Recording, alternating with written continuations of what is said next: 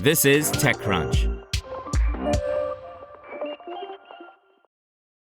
When Baiju Bhatt stepped away from his role as chief creative officer at Robinhood last year, only those close to him could have predicted his next move, launching a space company built around tech that the aerospace industry has largely dismissed, and which might be more groundbreaking than anyone realizes.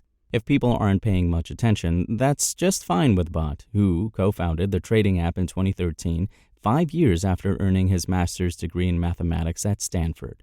It means less competition for his new company, Etherflux, which has so far raised $60 million on its quest to prove that beaming solar power from space isn't science fiction, but a new chapter for both renewable energy and national defense. Until you do stuff in space, if you happen to be an aerospace company, you're actually an aspiring space company, Bhatt said on Wednesday night at a TechCrunch Strictly VC event held in a glass-lined structure on Sand Hill Road in Menlo Park. I would like to transition from aspiring space company to space company sooner. Bhatt's space ambitions date back to his childhood. He says that his dad, who worked as an optometrist in India, spent a decade applying to graduate physics programs in the United States, eventually taking a hard left turn and landing at NASA as a research scientist. He then proceeded to use the powers of reverse psychology on his son, says Bhatt. My dad worked at NASA through my whole childhood, and he was very adamant. When you grow up, I'm not going to tell you should study physics, which is a very effective way of convincing somebody to do exactly that. Now, at roughly the same age his father was when he joined NASA, Bhatt is making his own move into space, seemingly with an eye toward creating even more impact than at Robinhood. He's certainly taking a big swing with the effort.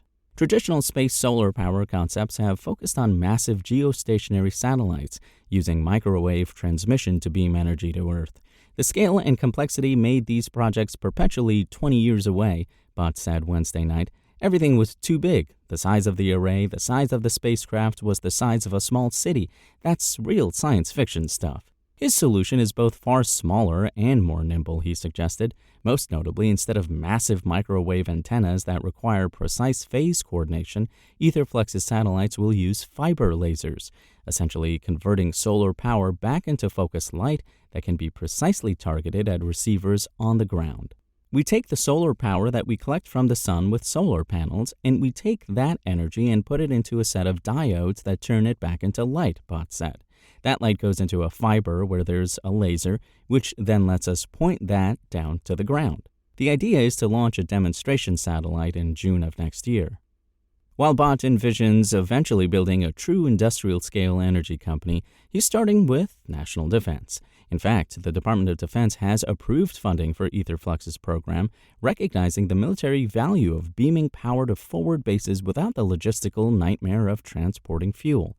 It allows the U.S. to have energy out in the battlefield, Bhatt explained. The precision Bhatt is promising is remarkable. Etherflux's initial target is a laser spot bigger than 10 meters diameter on the ground, but Bhatt believes they can shrink it to 5 to 10 meters, potentially even smaller than that. These compact, lightweight receivers would be of little to no strategic value if captured by an adversary, and small enough and portable enough that you can literally bring them out into the battlefield. While much remains to be seen, pretty much the whole shebang really, success for Etherflux could potentially change the game for American military operations worldwide. So why hasn't someone already done what Etherflux is attempting? As noted last year in Space News, a 2007 study found promise in the approach and recommended more research, but no one acted on the report. Bhatt said he wasn't aware of it. Either way, to Bhatt, it's the kind of overlooked opportunity that an outsider is well positioned to seize. Indeed, in addition to his own father, Bhatt says that he draws inspiration from someone else who has proved that if you're curious and willing to work hard, you can master multiple industries, Elon Musk. That outsider perspective is actually an advantage, Bhatt told the crowd. Of course, unlike the iterate fast mentality of companies like Robinhood that can roll out and also sometimes roll back software features, space hardware involves much higher stakes. You only get one shot when your satellite launches. We build one spacecraft, we bolt it to the fairing inside of the SpaceX rocket, we put it in space, and it detaches, and then the thing better work, Bhatt said. You can't go up there and tighten the bolt. Asked during the sit-down how he pressure tests that spacecraft, Bhatt said that Etherflux is pursuing a hardware-rich approach, which means building and testing components while refining designs. The right balance is not waiting 5 years, 10 years, 15 years, 20 years, as is the case with many important space programs, he said. People's careers are oftentimes shorter than that. He also noted that if Etherflux succeeds, the implications extend far beyond military applications. Space-based solar power could provide baseload renewable energy or solar power that works day and night anywhere on Earth. That might mean turning upside down the ways we currently think about energy distribution, offering power to remote locations without massive infrastructure investments and providing emergency power during disasters. Etherflux has already hired a mix of physicists, mathematicians, and engineers from Lawrence Livermore Labs, Rivian, Cruise, and SpaceX, among other places, and Bhatt said the 25-person organization is still hiring. If you are the kind of person that wants to work on stuff that's super, super difficult, please come and contact us, he told attendees. Bhatt has more than his reputation riding on what happens from here. He self-funded Etherflux's first $10 million, and he says he also contributed to a more recent $50 million round that was led by Index Ventures and Interlagos.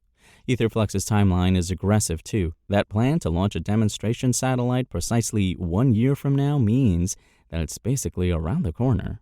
Still, there's a prototype for Bhatt's approach. GPS started as a DARPA project before becoming ubiquitous civilian infrastructure. Similarly, Etherflux is working closely with DARPA's beaming expert, Dr. Paul Jaffe, who Bhatt called a pretty good friend to our company. Jaffe also works with other companies developing similar technology, positioning DARPA as a bridge between military applications and commercial potential. There's this precedent of doing stuff in space where there's a really important part of working with the government, Bhatt said.